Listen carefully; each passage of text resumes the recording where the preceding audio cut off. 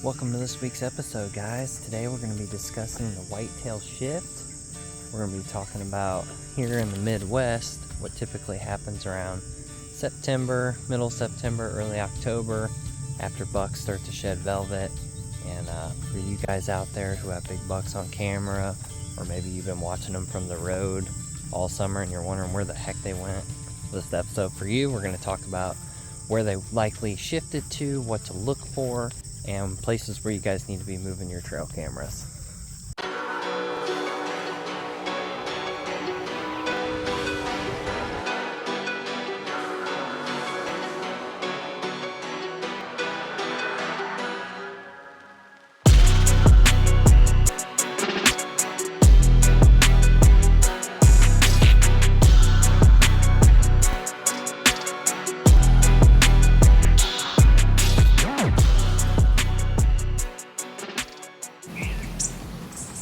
Alright guys, so to start this thing off, let's talk about where the likely areas are going to be that bucks are going to shift to, and what to look for, and places for you guys to move your trail cameras.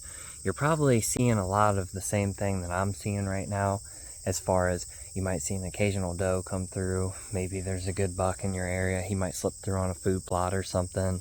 If you're hunting public ground and you're not hunting a food plot, you might catch him, on a food source, an early season food source. And that brings up the second thing, which is you need to be looking for what kind of food is in your area. And this is also the time of year where corn and soy is drying out. So they're not getting the moisture out of that food. And a lot of times, as soon as that stuff dries out, they start to suck in the timber. They're also building testosterone right now. So bucks are shedding velvet. They're starting to break away from each other. Now, instead of being in bachelor groups and being close to each other, they don't want to be by each other. They don't tolerate each other anymore. And they start to suck back in areas like this here, where it's thick cover, tons of vegetation. And this is a time of year where temperatures still, in the 80s, could be as low as 70s, 60s, 50s, but you're still going to have a lot of vegetation. This stuff's not going to die off until probably closer to late October, early November. So I'm looking for browse. I'm looking for what kind of native vegetation's in the area that's going to be palatable, that's going to be high in protein, that they're going to be seeking. So I'm paying attention to areas like this. Oh, here you go, right here. So we're in this thick travel corridor. Limb broke off. Definitely starting to work a scrape here. That's another thing to keep in mind this time of year, is to look for scrapes. You might even see them start pawing at the dirt a little bit. If not, just look for limbs that are broke over. Those vertical hanging limbs like that, those are great.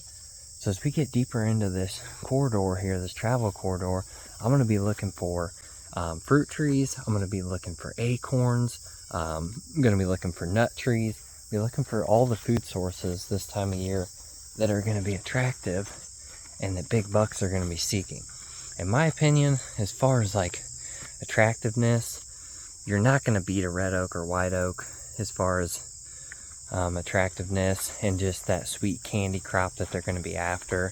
So definitely be looking for those. That's a great way to capitalize on a really big mature buck. Early in the season is going to be on acorn flats, any of those ridges where you're seeing a lot of acorns. So I'm checking to see how far along the acorns are. Are they dropping already? What kind of maturity are the acorns itself at? Because I don't really want to set up under an oak tree thinking, oh man, it's a good spot, and they're not even, ripe yet. They're not dropping. So if the acorns aren't dropping, they're not going to be there. So that might be an area I come back to, maybe middle of October.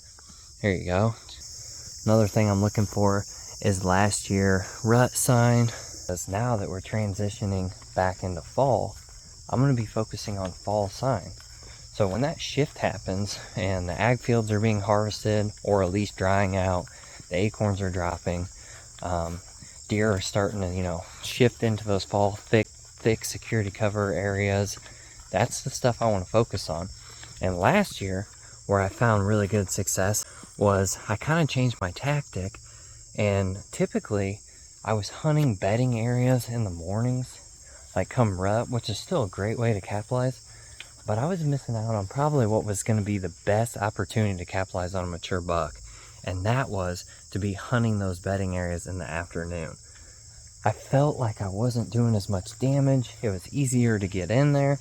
So come this season, guys, when that shift happens, if your cameras start going dead and you're not seeing big bucks, don't be getting discouraged.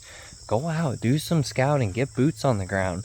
You know, that's the best way to figure out what you're doing. Don't go so deep that you're pushing deer out, but just try to think like a big buck. Where's he gonna be? He's definitely gonna be hitting acorns. He's definitely gonna be looking for security cover and browse. And then do like I like to do now. And if you know where a bedding area is, stay on the downwind side of that thing, but go in the afternoon. Why I like the afternoon is that buck is likely already back to bed. They go back to bed early in the morning, so if you think you're going to get in there before him in the morning, chances are you're not. He's going to get back there 3, 4 o'clock in the morning. You're going to bump him on the way in. But if you let that morning go, he gets back in there, and he's been in there all day. You know, he's probably moving 60 to 100 yards, browsing, getting up, moving around in that bedding area, especially if it's got a lot of food. But you come in the afternoon and you slip up close to that bedding area, but on the downwind side, what's going to happen is that night, he's going to get up, he's going to move, he's going to hit his transition route from the bedding to the ag fields. If you ever notice, big bucks don't like to get on them ag fields till close to dark. So the closer you can be to his bedroom, not so close you're bumping him, but close enough that you're there when he comes out. You know, it might only be 30 minutes before last light, but that's all you need to get a shot.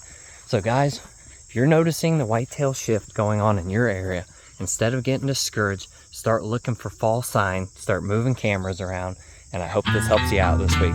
Thanks for tuning in on another episode.